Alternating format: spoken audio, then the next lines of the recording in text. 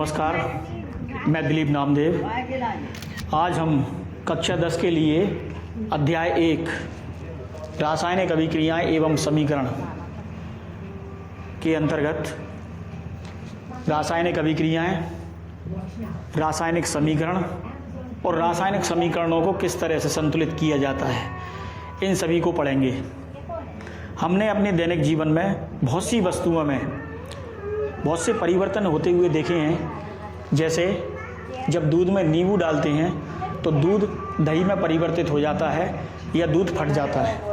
Paper को जलाने पर वह राख में परिवर्तित हो जाता है। पानी को उबालने पर वह वाष्प में परिवर्तित हो जाता है या भाप में परिवर्तित हो जाता है। और पानी को फ्रिज में रखने पर या जमाने पर वह बर्फ़ में या ठोस अवस्था में परिवर्तित हो जाता है। लोहे में जंग लगी हुई भी देखी है हमने। चूने में पानी मिलाने पर बहुत अधिक मात्रा में ऊष्मा उत्पन्न होती है। रसोई गैस को जलाने पर वह नीली लौ के साथ जलती है। इन सभी परिवर्तनों में कुछ भौतिक परिवर्तन होते हैं और कुछ रासायनिक परिवर्तन होते हैं। तो जब रासायनिक परिवर्तन होते हैं तो कोई एक रासायनिक यौगिक दूसरे रासायनिक यौगिक में परिवर्तित हो जाता है। उसकी रासायनिक संरचना परिवर्तित हो जाती है, अर्थात उसके रासायनिक गुण परिवर्तित हो जाते हैं। रासायनिक गुण के साथ उसके भौतिक गुण भी परिवर्तित हो जाते हैं। तो रासायनिक अभिक्रिया को हम इस तरह से परिभाषित कर सकते हैं कि जब एक या एक से अधिक यौगिक आपस में क्रिया करके या बदलकर नया कोई रासायनिक यौगिक बना लेते हैं, उसे रासायनिक अभिक्रिया कहते हैं। अब हम देखते हैं कुछ रासायनिक अभिक्रियाओं के उदाहरण। भोजन का पाचन होना एक रासायनिक अभिक्रिया है, एक जैव रासायनिक अभिक्रिया है, जिसमें जटिल भोज्य पदार्थ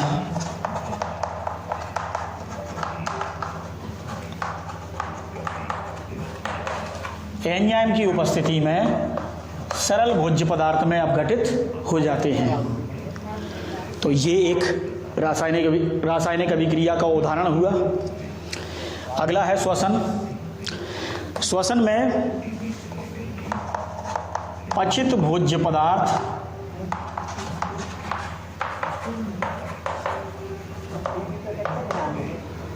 ऑक्सीजन की उपस्थिति या अनुपस्थिति में टूटकर कार्बन डाइऑक्साइड और जल बनाते हैं, साथ में ऊर्जा भी उत्पन्न होती है।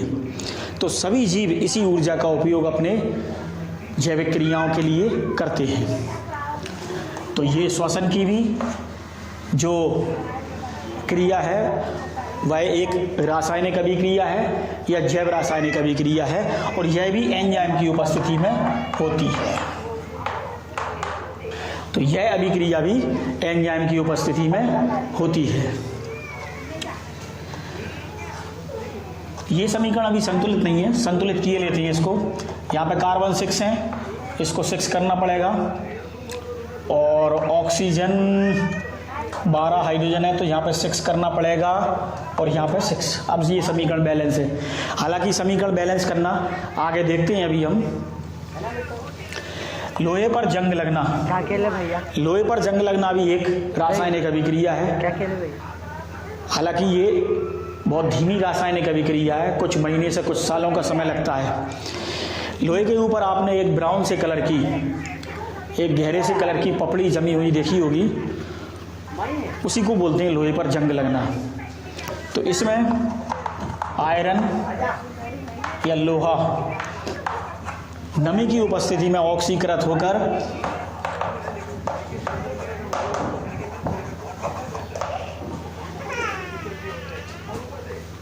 आयरन का ऑक्साइड बनाता है जलयुक्त, इसी को जंग बोलते हैं। ये जंग का सूत्र है। प्रकाश संश्लेषण, प्रकाश संश्लेषण भी एक जैव रासायनिक अभिक्रिया है, जिसमें हरे पेड़ पौधे सूर्य के प्रकाश की उपस्थिति में कार्बन डाइऑक्साइड और H2O द्वारा भोज्य पदार्थ का निर्माण करते हैं, और इसमें ऑक्सीजन गैस निकलती है। समीकरण संतुलित कर लेते हैं। तो इस तरह से ये प्रकाश संश्लेषण भी एक रासायनिक अभिक्रिया है, जैव रासायनिक अभिक्रिया है। दहन, किसी कार्बनिक पदार्थ का दहन होना भी एक रासायनिक अभिक्रिया का उदाहरण है। यहाँ पर देखते हैं मैथेन का दहन होना,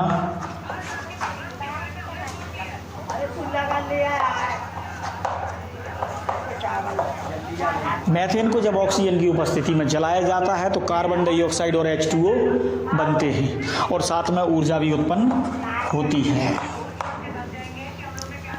ऊष्मा उत्पन्न होती है। तो ये रासायनिक अभिक्रिया भी संतुलित नहीं है, इसको संतुलित करते हैं। यहाँ कार्बन तो बैलेंस है। यहाँ पर हाइड्रोजन देखते हैं, हाइड्रोजन भी अनबैलेंस है, तो पहले हाइड्रोजन को करते हैं। यहाँ पर क्या करना होगा,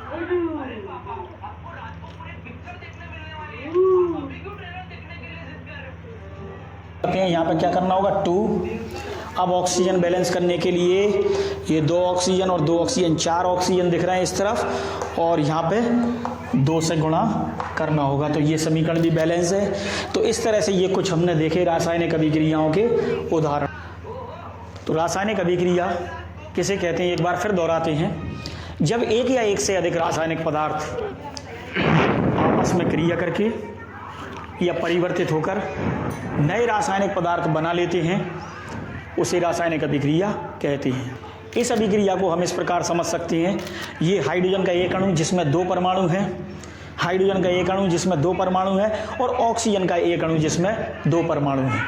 तो ये हाइड्रोजन के 2 अणु ऑक्सीजन के एक अणु के साथ क्रिया करके जल के 2 अणु बनाते हैं। ये पहला अणु और ये दूसरा अणु। तो इसमें इसको इस तरह से भी लिख सकते हैं H2O और ये H2O, ये 2 बार। तो 2 बार जब H2O लिखे, जब 2 बार H2O लिखे तो इसको इस तरह से यहाँ पे लिख सकते हैं। ये ऑक्सीजन को लिखा और ये हाइड्रोजन के दोनों अणुओं को इस तरह से लिखा। तो जब रासायनिक अभिक्रिया में भाग लेने वाले ये रासायनिक पदार्थ और बनने वाले रासायनिक पदार्थ को एक गणितीय रूप में, एक सूत्र के रूप में लिखा जाए तो उसे रासायनिक समीकरण भी कहते हैं, जिसको हम थोड़ी देर बाद पढ़ेंगे। अभी दूसरा उदाहरण देखते हैं। कार्बन ऑक्सीजन के साथ क्रिया करता है तो कार्बन डाइऑक्साइड बनती है। चूने के पत्थर को जब गर्म किया जाता है तो चूना और कार्बन डाइऑक्साइड बनती है। इसमें अपन ने अभी देखा था थोड़ी देर पहले परिभाषा में, जब एक या एक से अधिक रासायनिक पदार्थ, तो ये एक रासायनिक पदार्थ, और एक से अधिक तो ये 2 रासायनिक पदार्थ आपस में परिवर्तित करके नए रासायनिक पदार्थ बनाते हैं। तो नए रासायनिक पदार्थ एक भी हो सकता है और 2 भी हो सकते हैं। तो एक रासायनिक पदार्थ भी परिवर्तित होकर नए रासायनिक पदार्थ बनाता है। तो जब चूने के पत्थर को गर्म करते हैं, ये गर्म का चिन्ह लगाया, इस तरह से अपन दिखा सकते हैं कि इसको गर्म कर रहे हैं। जब चूने के पत्थर को गर्म करते हैं तो चूना, बिना बुझा चूना और कार्बन डाइऑक्साइड निकलती है। तो ये रासायनिक अभिक्रिया के कुछ उदाहरण हैं। जब मैग्नीशियम के रिबन को या फीते को बिना बुझा चूना और कार्बन डाइऑक्साइड निकलती है, तो ये रासायनिक अभिक्रिया के कुछ उदाहरण हैं। जब मैग्नीशियम के रिबन को या फीते को गर्म करते हैं, बर्नर के ऊपर गर्म करते हैं, तो मैग्नीशियम ऑक्साइड बनती है। मैग्नीशियम ऑक्साइड की राख प्राप्त होती है। जिंक के ऊपर सल्फ्यूरिक एसिड प्रवाहित करते हैं तो जिंक सल्फेट बनता है और हाइड्रोजन गैस उत्पन्न। एक परख नली में जिंक के कुछ टुकड़े लेते हैं और उस पर सल्फ्यूरिक एसिड प्रवाहित करते हैं तो ZnSO4 बनता है और हाइड्रोजन गैस उत्पन्न होती है। इस हाइड्रोजन गैस का परीक्षण करने के लिए जब मोमबत्ती को इस हाइड्रोजन गैस के पास ले जाते हैं तो वह हाइड्रोजन गैस फटफट की ध्वनि के साथ जलती है, अर्थात उसका दहन होता है। इस प्रकार हम समझ लेते हैं कि जिंक और सल्फ्यूरिक एसिड की क्रिया के द्वारा हाइड्रोजन गैस बनी है। यहाँ पर हम देख सकते हैं। अब हम देखते हैं रासायनिक अभिक्रियाओं में कुछ परिवर्तन होते हैं। क्रिया कारक जब क्रिया फल में परिवर्तित होते हैं तो कुछ भौतिक परिवर्तन होते हैं, या इन्हें रासायनिक अभिक्रियाओं की विशेषताएं भी कह सकते हैं। रासायनिक अभिक्रियाओं में कुछ परिवर्तन होते हैं, या ऐसा भी कह सकते हैं कि रासायनिक अभिक्रियाओं की विशेषताएं। तो जब रासायनिक अभिक्रियाएं होती हैं तो भौतिक अवस्था में भी परिवर्तन होता है, रासायनिक यौगिकों की रंग में परिवर्तन होता है और ताप में परिवर्तन होता है, और कुछ रासायनिक अभिक्रिया होते समय गैसें भी निकलती हैं। जैसे कुछ उदाहरण देते हैं हम, तो हाइड्रोजन जब ऑक्सीजन के साथ क्रिया करता है तो जल बनता है। हाइड्रोजन की भौतिक अवस्था देखें तो हाइड्रोजन गैस अवस्था में होता है, ऑक्सीजन भी गैस अवस्था में, और जो जल बनता है वह द्रव अवस्था में होता है। तो इस प्रकार हम कह सकते हैं कि रासायनिक अभिक्रिया में भौतिक अवस्था में परिवर्तन होता है। क्रिया कारकों की भौतिक अवस्था विभिन्न प्रकार की होती है, और जब रासायनिक अभिक्रिया के बाद उत्पाद बनता है तो उसकी भौतिक अवस्था परिवर्तित हो सकती है या हो जाती है। रासायनिक अभिक्रिया में रंग में परिवर्तन होता है। इसके लिए हम एक प्रयोग करते हैं, कॉपर सल्फेट जिसका रंग नीला होता है। एक परख नली में कॉपर सल्फेट लेते हैं और उसमें एक कील डुबा देते हैं। जब इस कील को हम बाहर निकालते हैं तो इस कील का रंग परिवर्तित हो जाता है, जिसकी तुलना हम दूसरी कील से करते हैं तो इसका रंग परिवर्तित दिखाई देता है, अर्थात वह कील का रंग हरा हो जाता है और इस कॉपर सल्फेट के विलयन का रंग भी परिवर्तित हो जाता है। आयरन की क्रियाशीलता कॉपर की अपेक्षा अधिक होती है, तो इस अभिक्रिया में ये आयरन कॉपर को प्रतिस्थापित कर देता है, तो आयरन का सल्फेट बन जाता है और इसका रंग परिवर्तित हो जाता है। कॉपर सल्फेट का रंग नीला होता है और आयरन सल्फेट का रंग हरा होता है। तो इस प्रकार हम कह सकते हैं कि रासायनिक अभिक्रिया में रंग में परिवर्तन होता है। तीसरा देखते हैं हम ताप में परिवर्तन। तो रासायनिक अभिक्रिया में ताप में भी परिवर्तन होता है। कुछ रासायनिक अभिक्रियाएं ऐसी होती हैं जिनमें बहुत अधिक ताप उत्पन्न होता है, और कुछ रासायनिक अभिक्रियाओं में ताप की आवश्यकता होती है। ताप में परिवर्तन के लिए एक हम उदाहरण ले सकते हैं। जब बिना बुझे चूने के ऊपर पानी डालते हैं तो बुझा हुआ चूना या कैल्शियम हाइड्रोक्साइड प्राप्त होता है। इस रासायनिक अभिक्रिया में बहुत अधिक मात्रा में ऊष्मा उत्पन्न होती है। ये रासायनिक अभिक्रिया हमने सभी ने होते हुए देखी होगी। चूने के ऊपर जब पानी डालेंगे तो बहुत अधिक मात्रा में ऊष्मा उत्पन्न होती है। तो इस प्रकार हम कह सकते हैं कि रासायनिक अभिक्रिया में ताप में परिवर्तन होता है। कुछ रासायनिक अभिक्रियाओं में गैस निकलती है, जैसे अभी थोड़ी देर पहले हमने देखा था सल्फ्यूरिक एसिड को जब जिंक के ऊपर प्रवाहित करते हैं तो ZnSO4 बनता है और हाइड्रोजन गैस बनती है। तो इस अभिक्रिया में गैस भी निकल रही है, तो रासायनिक अभिक्रियाओं में गैस का निष्कासन भी होता है। तो ये सभी रासायनिक अभिक्रियाओं की विशेषताएं हैं, या रासायनिक अभिक्रियाओं में क्या परिवर्तन होते हैं। रासायनिक अभिक्रिया में जो रासायनिक पदार्थ भाग लेते हैं उन्हें क्रियाकारक कहते हैं, और जो रासायनिक पदार्थ बनते हैं उन्हें क्रियाफल कहते हैं। अब हम रासायनिक समीकरण को देखते हैं। एक रासायनिक अभिक्रिया लेते हैं। जब ऑक्सीजन की उपस्थिति में मैग्नीशियम के रिबन को जलाया जाता है तो मैग्नीशियम ऑक्साइड बनता है। ये एक अभिक्रिया है, इसे हमने वाक्य के रूप में लिखा है, और जब हम किसी रासायनिक अभिक्रिया को वाक्य के रूप में लिखते हैं तो 2 या 2.5 लाइन या 3 लाइन में आती है वो। अर्थात इस अभिक्रिया को छोटे रूप में लिखा जाए तो इसमें भाग लेने वाले क्रियाकारक और क्रियाफलों को हम शब्द के रूप में लिखें, जैसे मैग्नीशियम ऑक्सीजन। मैग्नीशियम ऑक्सीजन के साथ क्रिया करता है तो मैग्नीशियम ऑक्साइड बनता है। इसको हमने शब्दों के रूप में लिख दिया तो इसको बोलेंगे हम शब्द समीकरण। और जब किसी रासायनिक अभिक्रिया को एक समीकरण के रूप में व्यक्त किया जाता है या लिखा जाता है तो उसे रासायनिक समीकरण कहते हैं। इस अभिक्रिया में भाग लेने वाले क्रियाकारक और क्रियाफलों को संकेत या सूत्र के रूप में लिखा जाता है। तो किसी रासायनिक अभिक्रिया में भाग लेने वाले क्रियाकारक और क्रियाफलों को एक समीकरण के रूप में व्यक्त किया जाता है और क्रियाकारक और क्रियाफलों को उनके संकेत या सूत्र के रूप में लिखा जाता है। तो रासायनिक समीकरण कहलाता है। जैसे इस अभिक्रिया में मैग्नीशियम, तो मैग्नीशियम को इस तरह से लिख सकते हैं, ऑक्सीजन और मैग्नीशियम का ऑक्साइड बना MgO। समीकरण को संतुलित किए लेते हैं, 2 ऑक्सीजन, तो 2 ऑक्सीजन यहाँ पर और यहाँ पर भी 2 लिखना होगा। तो इसे बोलेंगे हम रासायनिक समीकरण। रासायनिक अभिक्रिया में भाग लेने वाले क्रियाकारकों एवं क्रियाफलों को उनके सूत्र के रूप में लिख दें इस तरह से, तो इसे बोलते हैं रासायनिक समीकरण। और इस रासायनिक समीकरण में ये सभी जो यौगिक हैं उसमें तत्व संतुलित नहीं है, उनकी संख्या संतुलित नहीं है, तो इसलिए इसे बोलेंगे हम ढांचा समीकरण। और जब इस रासायनिक अभिक्रिया को हम संतुलित करके लिख देते हैं, इसमें भाग लेने वाले यौगिकों के तत्वों को संतुलित कर देते हैं, जैसा कि हम यहाँ पर अभी इनको संतुलित करते हैं।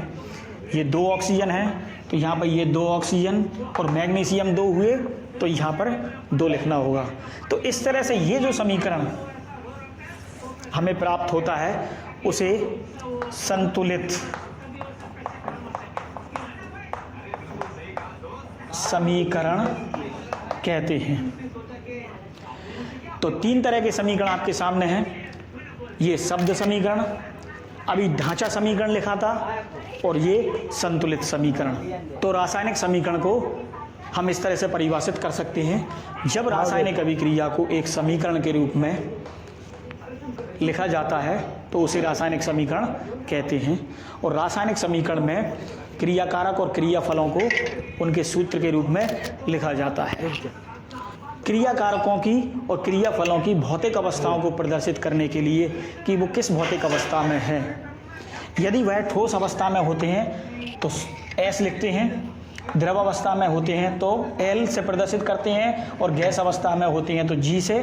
और यदि क्रियाकारक और क्रियाफलों का जलीय विलयन होता है तो उन्हें AQ से प्रदर्शित करते हैं। जैसे इस अभिक्रिया में देखें तो हाइड्रोजन गैस के रूप में है, तो यहाँ पर गैस, ऑक्सीजन गैस के रूप में है, और जल द्रव होता है तो यहाँ पर L लिखते हैं। तो इस तरह से किसी रासायनिक अभिक्रिया में भाग लेने वाले क्रियाकारक और क्रियाफलों की भौतिक अवस्था को प्रदर्शित करते हैं। तो हम समीकरण संतुलित करना देखते हैं। आपने एक नियम पढ़ा होगा, द्रव्यमान संरक्षण का नियम, कि किसी रासायनिक अभिक्रिया में किसी पदार्थ के द्रव्यमान को ना तो उत्पन्न किया जा सकता और ना ही नष्ट किया जा सकता। अर्थात किसी पदार्थ का द्रव्यमान स्थिर होता है।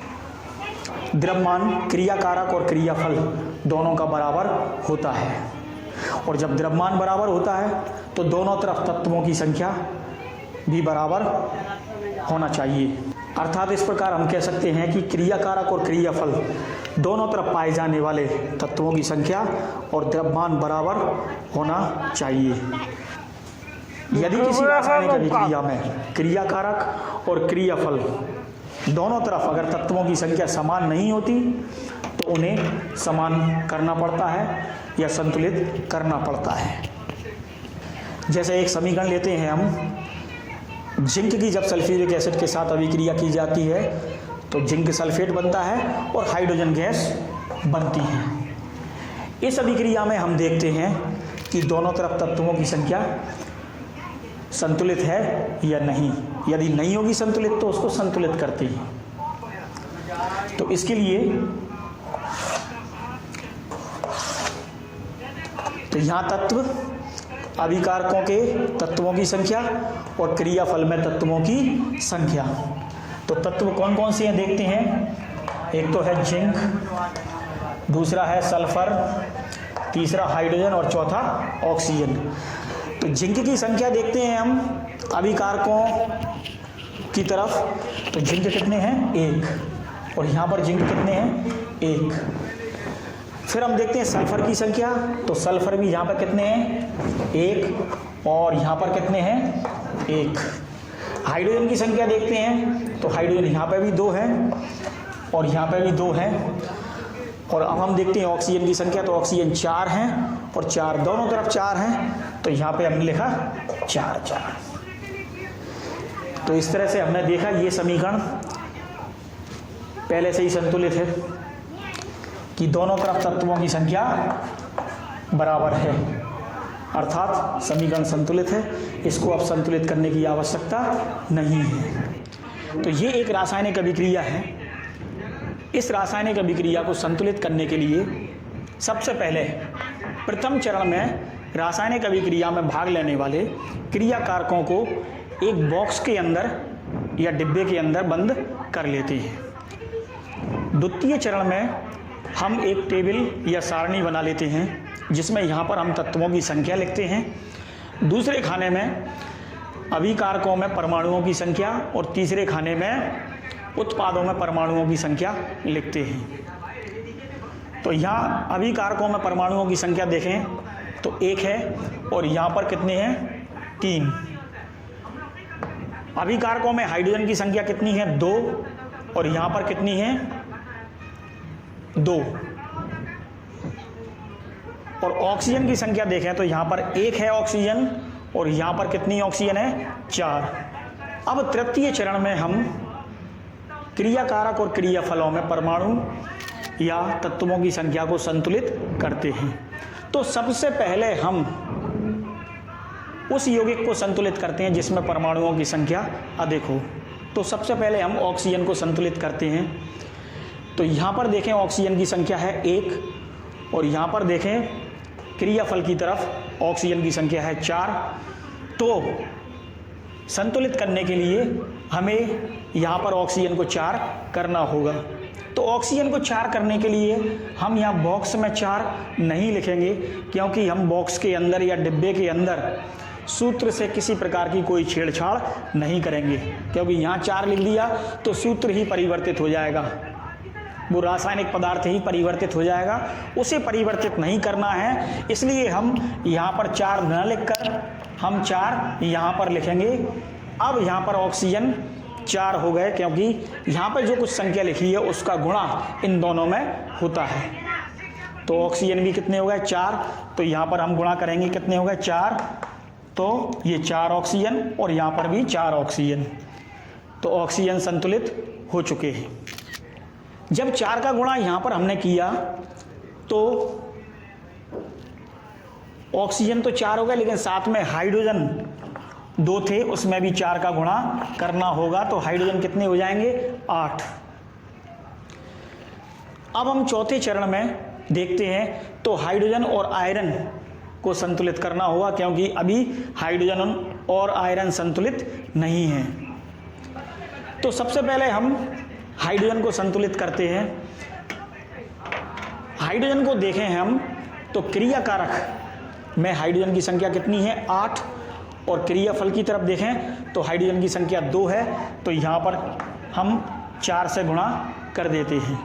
तो हाइड्रोजन की संख्या कितनी हो जाती है 8, तो यहाँ पे हमको 4 का गुणा करना होगा। तो हाइड्रोजन दोनों तरफ कितने हो जाते हैं 8 8। अभी हमने देखा हाइड्रोजन और ऑक्सीजन दोनों को संतुलित कर लिया, अब केवल आयरन को संतुलित करना बाकी है। तो 5वें चरण में हम आयरन को संतुलित करते हैं। हम देखते हैं कि क्रियाकारक में या अभिकारकों में आयरन की संख्या 1 है और क्रियाफल में आयरन की संख्या कितनी है 3। तो